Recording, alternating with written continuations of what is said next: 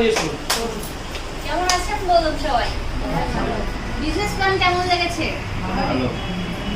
এরকম জোশ থাকলে হবে বলুন? ভিতর থেকে শুনছিলাম রিদ্ধি স্যার প্রোগ্রাম করাচ্ছে, তো প্রথম থেকে লাস্ট পর্যন্ত যেটা বললো ফিডব্যাক দিতে, সেই ফিডব্যাকটাই পাচ্ছিলাম না।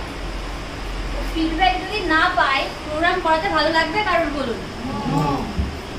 বিষয়টা এরকম হয়ে যাচ্ছে না একতরফা, মানে এখানে এসে কেউ বলেই যাচ্ছে, ওদিক থেকে কোনো রকম কোনো রেসপন্স আসছে না। রেসপন্স করতে হবে।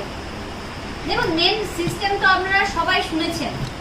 এখানে সিস্টেমে আপনাদের কোথাও কোনো অসুবিধা নেই তো, কিংবা কোথাও কিছু জানার নেই তো? তো আজকের ট্রেনিং আরো অনেক আছে, স্যারা করাবেন। তো মেন যে বিষয়বস্তুগুলো, দেখুন বিজনেস কিন্তু আমরা সবাই দেখছি, কনসেপ্ট প্রপার আমরা ভালোভাবে জানছি, কিন্তু অ্যাপ্লাইটা আমরা করছি না। মানে সবকিছু শুনছি জানছি, কিন্তু যেটা অ্যাপ্লাই করার দরকার আমরা অ্যাপ্লাই করছি না। বিষয়টা এরকম হচ্ছে, এখানে আমরা সবাই চা খাই তো? প্রত্যেকে চা খাই। চা কিভাবে বানাতে হয় প্রসেস কয়জন জানে? কিভাবে বানাতে হয় প্রসেস কয়জন জানে?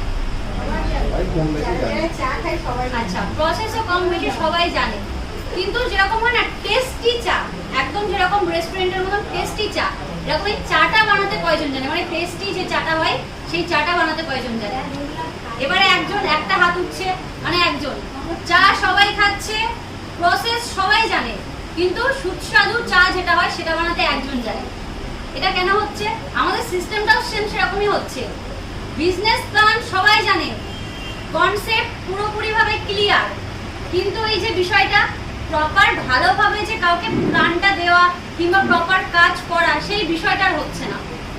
তার জন্যই আমাদের কাজ কিন্তু একদম কমে যাচ্ছে। তো ওটা করলে হবে না। আপনি যেটা শিখছেন এখান থেকে, আপনি যেটা জানছেন, আপনার ডাউন লাইনকে প্রপার সেই বিষয়গুলো জানাতে হবে। তো জানাবেন তো?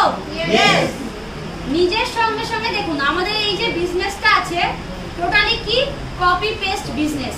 মানে আপনি নিজে যেটা শিখছেন আপনার ডাউন লাইনকেও সেম একই শেখাতে হবে। আমরা কি সেটা শেখাচ্ছি?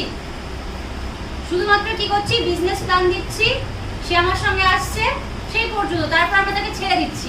দিলে কি কাজ হবে? আমরা যেটা জানি, যেটা শিখেছি, প্রপার আমার ডাউন লাইনকেও কিন্তু সেগুলো শেখাতে হবে, তারপর কিন্তু আমার কাজটা হবে, আগাবে। এখানে আমরা যারা উপস্থিত আছি, কয়জন এখানে এমন আছে যে আমরা ইএলএসটাকে ভালোবেসে কাজ করি? দেখুন, সবাই কাজটা যদি ভালোবেসে করে তাহলে কিন্তু সাকসেসফুল হবে। কারণ অনেকে ধরুন এরকম আছে যে না, আমার কাজটা করতে হয় তাই আমি করছি, ওরকম ভাবে যদি আমি কাজ করি সেখানে কিন্তু সাকসেসফুল হবে না। কারণ দেখা যাচ্ছে আপনি ধরুন ইএলএসে এমন একটা মোটিভ নিয়ে কাজ করছেন যে না, আমাকে টাকা ইনকাম করতে হবে, আপনি ধরুন টাকার পিছনে দৌড়াচ্ছেন, সেখানে কিন্তু সাকসেস হবে না। আপনি কাজটা ভালোবেসে করবেন, টাকা আপনার পিছনে দৌড়াবে।